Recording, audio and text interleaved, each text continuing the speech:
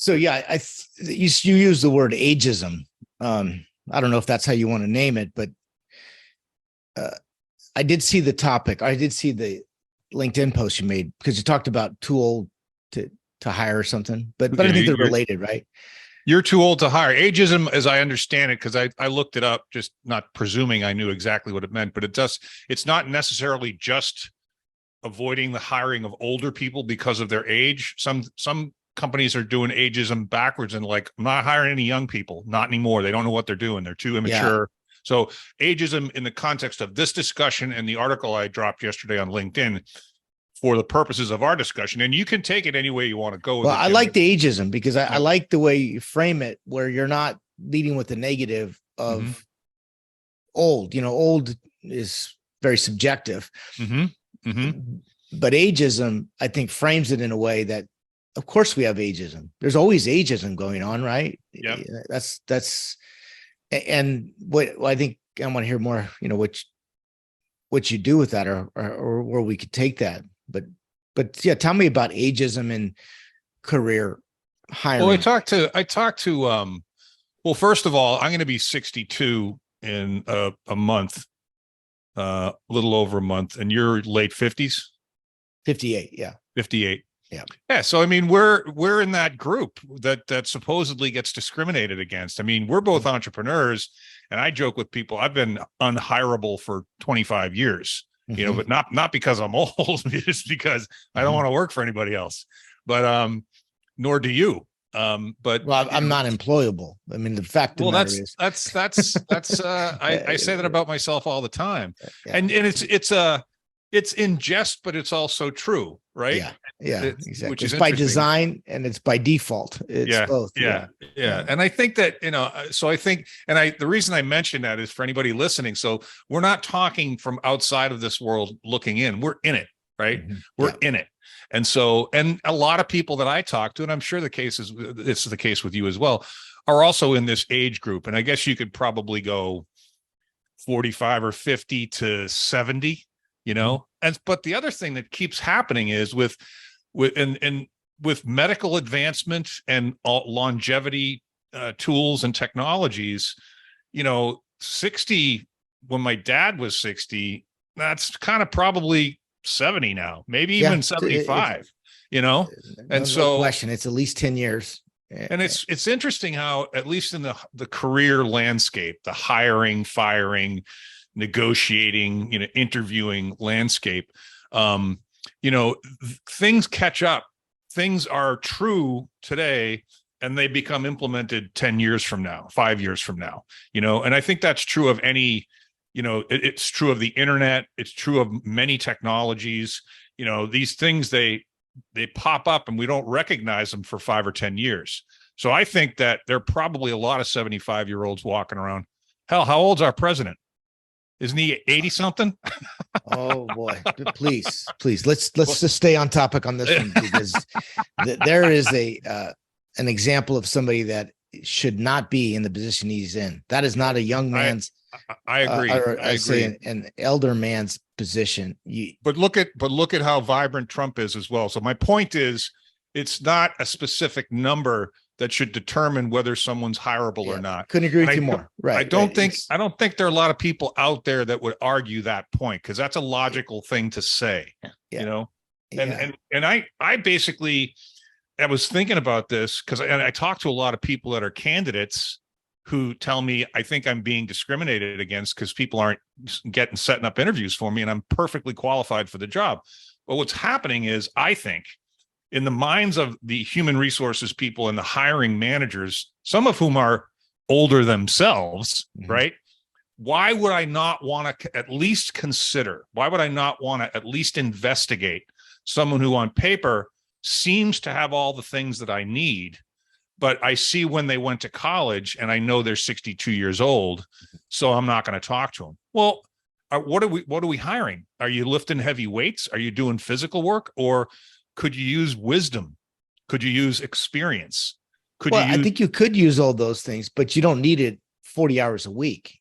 I do think that's one of the problems is that it's a bargain. It's a very good value if you have access to somebody access to somebody with some of those experiences, business experiences, and just life experiences, but you don't need, they don't have the output. I don't believe they'll have the output that somebody that's 20 or 30 just because of I would beg to differ. I think it depends on what the output is. Well, of course, that was my next point. It depends on what the output is. But if it's banging out emails, or it's say a tech company in sales, it's not like before. You're not meeting those people in face to face. There's just a different just a whole different skill sets and that's the other moving part of this, is that, the way we work is changing, where we work is changing, what hours we work is changing. And the jury's still out on all this stuff. I don't, if somebody tells me, oh, remote work's dead, I'm like, that's a ridiculous statement. It's evolving, right? Some people are taking stances on it, like Elon Musk, I want everyone back in the office. And some people completely disagree with that and say, look, if we're getting the productivity we need, I don't give a shit where these people are working, right? And then there's how much camaraderie and FaceTime do I need based on the nature of the work. But in terms of someone's age, everyone is complaining now about how the young generation is lazy. The young generation is distracted. The young generation needs safe zones, and they get offended easily. None of those things bolster productivity, right? Older people don't give a shit about social media. They're not easily distracted. They pay attention. They have some humility from life experience. Yes. Humble people are usually more kind. They listen better. They're more empathetic. Those are all leadership qualities, right? So it's like, if you're not interviewing people just because of their age, I think you're missing a huge opportunity, and you're never going to know. You're basing this presumption on something that you assume to be the case, but you're not testing it at all. You're not A/B testing it. You're not, going out into the market and asking, what's your thought about this? And it just struck me the other day, because I was talking to somebody that was complaining about this. I'm like, I'm hearing this a lot, and I'm hearing both sides of it, And so, and I think the other things I thought of is like how you and I talk about mentorship all the time. Older people are much more likely to be in positions of not only being able to mentor because of experience and wisdom, but also interested in that because older people are looking to now, like, I want to leave a mark, because I want to leave a legacy. And if that legacy is a bunch of people that I was able to give my wisdom to that now are able to do bigger and better things, that's a purpose. Now I have a purpose. Yeah. And you get somebody working with a purpose, you're going to get more productivity. You're going to get better quality output. So as the more I started thinking about it and writing about it, I'm like, wow, this is like, I'm making a case here for this. So anyway, but let's break down ageism in general. But if I was thinking about this today, if I was to write a letter to myself or to somebody you care deeply about that you didn't want to offend, about growing older, this is what I would say. And it comes from two quotes that like I mentioned to you, I've had on my refrigerator door for years. I'll read one to you and then we'll talk about the other one. But I do think that if this is back to our whole system, our different components in life that we put together in alignment, but it is about self-evaluation, just constantly looking at how you view the world in relation to that. But I do think as we grow older, we'll grow better. And this quote speaks to that. So you either get bitter or you get better. It's not that simple. You either take what has been dealt to you and allow you to make it. Let me start all over. Well, this is the interest. I'm always fascinated when you go to read things because of your challenge. What's the name of the challenge that you have? Well, you're dyslexic. So the words will jump around at certain times. Other times it's no problem at all. This one's hit me the wrong way. Just one, because I wasn't looking at it properly, but the imperfection, man, the imperfection. Yeah, this is definitely an imperfection. It's perfection. But if I just say it and not overthink it, it comes out fine. You're either bitter or better. It's simple. You either take what has been dealt to you and allow it to make you a better person, or you allow it to tear you down. The choice does not belong to fate. It belongs to you. That's a great quote. That's a It great is. quote. Yeah. I think it is. And we do get bitter or we get better, meaning that if you're not aware of it, everything is in a negative lens. I have an aging father-in-law, and he's at the early stages of dementia and all that stuff, right? Great guy,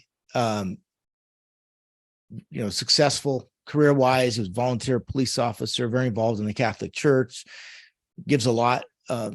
But yeah, at that age, your filter falls off, and you say things that you normally wouldn't say. We all do that. It's just all to what degree, right? He's getting into mid 80s. Yeah. So it's easy to be bitter and negative. I believe it takes a lot of work to try to positive spin, or even to hold back on what you say. I find myself doing it at times, right? Just playing around. But there's nothing worse than a older, bitter, negative person. Nobody wants to be around them. You'll avoid them. And if you're not aware of that and conscious that you're doing that, you'll just become that guy that yells, "Get off my lawn," really quick. The guy that nobody wants, and nobody understands why. Why is he so negative? So I think it takes a lot of work. Yeah. Well, I think the other comment I would make about that is, but for the people that make the choice to get better, they got a lot of gas left in their tank, because that optimism, that hopefulness, that confidence, that looking forward, that energizes you, whereas the bitterness sucks the wind out of your sails. It does. I've never understood why people make the bitter choice, but quite a few It's easy. It's default. It's easy to be mad. It takes a lot of work to find gratitude, gratefulness, appreciation. That takes some effort. I suppose so. Yeah, I suppose so. I just never found myself in a position where, like, I know that's a choice. I can see it. I can see it situationally. I can see it with individual people and my relationships with them. And my default is always like, no, I'm not. I want to get angry right now at that person, but I know that I'm not going to get anything out of that. It's only going to be detrimental. So I'm going to make a choice. But I have that self-awareness, I guess, that we talk about a lot, to be able to go, oh, anger's bad. Don't get angry, or don't emote anger. Yeah, that is the self-awareness and self-evaluation to make sure you're not doing it. Yeah. So here's another one I'll share with you. And this one, I really live by this one too. The illiterate of the 21st century will not be those who cannot read and write, but those who cannot learn, unlearn, and relearn. Oh, that's good too. Yeah, that's good too. There's a lot to that one. That's not my quote. I'm quoting somebody. I forgot the author of that. But I like this, because the illiterate of the 21st century will not be those who cannot read or write. Right. Somebody that struggles reading and writing, I had to teach myself how to read and write. So I can relate to that. I bet. Not everybody can. No, I've told you so easy. I've told you a million times how fascinating this thing that you're challenged with is, just from my seat, from my angle. It's and when we first met and I didn't understand it, you may have even mentioned it early on, but I didn't understand it for a while. And then when I did understand it, I'm like, holy shit, man, that guy's got handcuffs on to some extent, right? It's like, and the creative ways that you work around it is, it's a credit to your willingness to solve and not make that a big deal. Well, I appreciate you saying that. And I have to say, with full disclosure, it took about that point in my life, mid 50s, before I realized you can't hide from this anymore. You have to deal with it head on. And especially when it comes to the skill sets that are required to communicate in this online world, right? Reading and writing was constant, right? When before I can do things verbally, which just comes very natural, very easy, but that's really changed things. And and again, that's how we met at Customers. So I appreciate you saying that. But what I like about this quote too, it's but who cannot learn, unlearn, and relearn. And I do think that older people, I don't know, whatever, that comes with that you're not willing to unlearn something and then reprogram your mind and learn and then get excited about that to bring that into the world. But it speaks to what you're saying, that sure, this wisdom, this life experiences could be very beneficial. It also can be very it can handicap you if you let it. Your lens believes you're making everything fit into this compartment that it doesn't belong, or no, even worse, no longer exist in our world as it once did 20, 30, 40 years ago. And well, I got to bring up my dad again. I watch him in this. He certainly made the choice to get better every day, all the way into his 94th year now, about to be 95. He is fascinated by new things. He has a childlike wonder, and his ability when you talk to him, if he's talking to you, and I think this is a quality of the older crowd that chooses better, certainly not bitter, but he makes you feel like you're the only person in the world. He's completely focused on you. Young people don't have the ability to do that yet. Some of them will never have that ability. How many times have you talked to one of your kids or their friends and they're looking at their phone and you're talking about something? It's annoying as hell. So I think and one of the other things, so I think you get that from an older crowd as well, more often than not, someone who's empathetically, actively listening to what you're doing, because that's the way we were raised. That's called being polite, right? And it's not emphasized as much as it should be anymore. The other thing that strikes me is all this talk about safe places and you can't be offensive to people. We don't think that way. Right. I'm not looking for a safe space. I'm not expecting an easy ride. And I'm expecting when I get punched, someone knocks me down figuratively or physically, my instinct is to get back up. It's not to whine and complain. And I think that more of that attitude in the workforce brings a better culture to the workplace. And I think a lot of talk about culture, work environment, toxic work environments, things of that nature. The young people are focused on things, and this is a generality, not all young people, but they're interested in these things that are not in the best interests of productivity. They're not in the best interest of even diversity, like natural diversity, not forced diversity. So I think that's fortitude. Older people are much more well, fortitude. In fairness to young people, if everything that your let's just say your input is from a 6-inch screen and it's 30-second video clips, that's going to change the way you think if your input and output. So in some fairness, how they consume information is very different than maybe how we consumed information with a book or a video or a movie. And so on. I do appreciate you mentioning your father, because you're right. One thing about my father, sounds like your father as well, is he was a learner. He always was learning. And then I had this conversation with him. This is maybe a year or slightly over a year before his death. And I remember it was in front of the house because I was leaving, and I remember walking away going, "That was one of the smartest men I've ever had a conversation with." I didn't realize the depth that he had of electric cars, about technology. He made big bets on Apple, big bets on Tesla, big bets on that, and did very, very well in that, in the millions over a long period of time.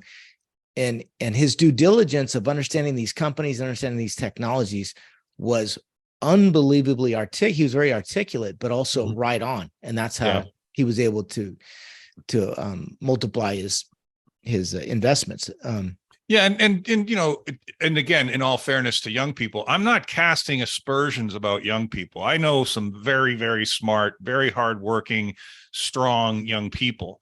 I'm not suggesting this is a bash on young people. What I'm suggesting is I think we're missing out on some of the older people that are still out there in the workforce because we're just concentrating on how old they are. No, we're not interested in how vibrant they are, how energetic they are, how enthusiastic they are, how articulate they are. older people, just based on experience, are usually better storytellers, right? Storytelling is an incredibly powerful tool in any sales machine, right? So I want to clarify that, because you said it a couple of times, so maybe I was bashing on young people. That's not my intention at all. Most of the workforce is going to be young to middle-aged people, because that's just demographics, right? But there are a lot more older people that want to make themselves available, whether part-time or full-time. And I think we should spend more time considering the value of those resources as opposed to just dismissing them. So I just want to clarify that. Yeah, no, I appreciate that. And let's face it, older people are more expensive. They're more expensive as far as healthcare benefits. They're more expensive as probably days off of being. So some of this is just pure numbers. Yeah, and their salaries are typically more. They won't take less. But if somebody, and that's a valid point, but if somebody who's 65 years old applies for a job that pays $90,000, and that $90,000 salary is displayed on the application, wouldn't it logically follow that that person is willing to take maybe less because they don't need money anymore? They just want purpose. They want mission. And that, if that were the case, and how would you know unless you investigated a little, as opposed to just dismiss them? They're all these hidden gems need to be discovered instead of being just arbitrarily dismissed. I think that might be my main point, you know? Well, it also depends on the type of business, right? What their knowledge is within that particular space or industry. So clearly. And I think that younger people, generally speaking, have a tendency to maybe complicate things a little bit more than older people, because older people have discovered over time that most everything that's of value is usually pretty simple. Solutions are pretty simple. Life is pretty simple. It's not easy, right? It's hard, but it's not as complicated as younger people seem to think that it might be. And I think that's a function of a lot of our economic, political, and social circumstances over the last 10 or 20 years. You know, we're making things complicated for no reason, you know? I think there's also something else we have to take into consideration. That is the rapid change of everything. There is so much change going on every day or every year that it's even the standards that we once had, or the consistency of something. There was more stability in everything, but with so much change and so much the way we communicate, I don't think anybody knows what the hell they're doing right now. I really don't. I think that nobody's got it down. And if they do, I mean, let's just talk about this Twitter. Now this rival between Elon Musk and Mark Zuckerberg with the Threads versus Twitter. Yeah, I saw a little bit about that. It's an interesting kind of phenomenon in that he pays a lot of money for this company, and he lets all these people go, which I think was justified. But what do you think Mark Zuckerberg did? He said, "I'll take you," and he took the know-how of how that company was built, and within a year and a half, he fired up a similar product with already the largest user base ever known. Right, they're talking in the billions, and looks like he make a good run out of it with Twitter. We'll it'll see be what interesting. happens, but It'll be interesting to see. I don't know enough about that to talk too much about it. I think my guess would be that Twitter is going to turn into a middle of the road to right leaning user group, and Facebook's going to pick up the people that lean a little more to the left, and some of them in the middle as well.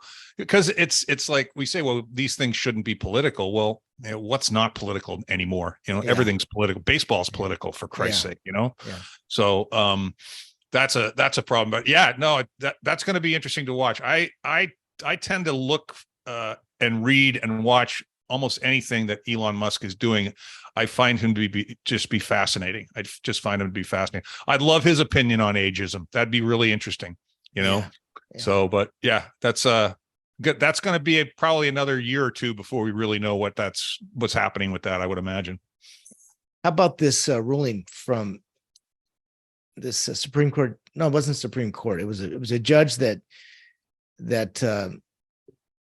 put something out about how the government, the Biden administration colluding with tech companies, and he put a I don't know what he put out, something that speaks to that, where you can't do that. That I think that was the right thing to do, but kind of scary that there was colluding going on with these media companies. And well, I think the and we have the right to talk about whatever we want, so we're going to come to the end of this thing here shortly. But I think that for ageism, I guess we're done. But that the stuff that's going on right now that we just don't know enough about yet. Like we've had this laptop for 2.5 years. The January 6th thing was, almost 3 years ago now, 2.5 years ago.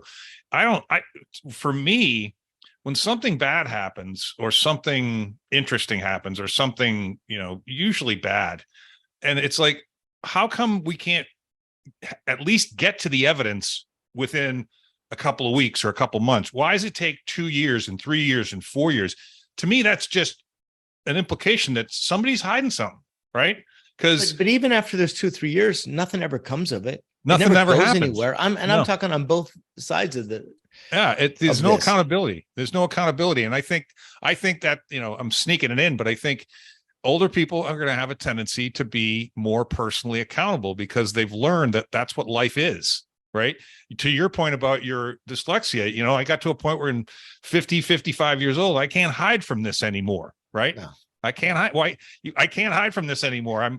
This is my shit, and God knows what's going on. I'm not hiding anything from him. It's also the same mind that I benefited from tremendously over the years too. So it's like everything in life, you got to take the good with the bad. Sure, there's some things that were difficult, but it also produced, multiple patents, and it's served me very well. I think it's a shame that you have to confront of conforming to be like everybody else. I'm never gonna think like I don't want to think like everybody else. So no, I don't think the world wants you. I don't think the world wants you to think like everyone else. But yeah, I mean, it's we can see that from their topic. So ageism is a really important thing, and I think the message, if I was to ask somebody or somebody was to ask me, is just be aware of how you interact with particularly younger people, younger than yourself. Because if you get thrown in that category of being negative, old, and grumpy, you never can get out. Yeah. And people will avoid you. Well, those people end up real lonely. The women end up with cats, and the men sit in their underwear on the porch with a gun and a BB gun shooting at kids when they step on their lawn. It's no, don't be those people. All right, Jim. Well, that was fun again, and so we'll do the next one next week. Sounds good. Thanks, Mark. Yeah. No, I and you can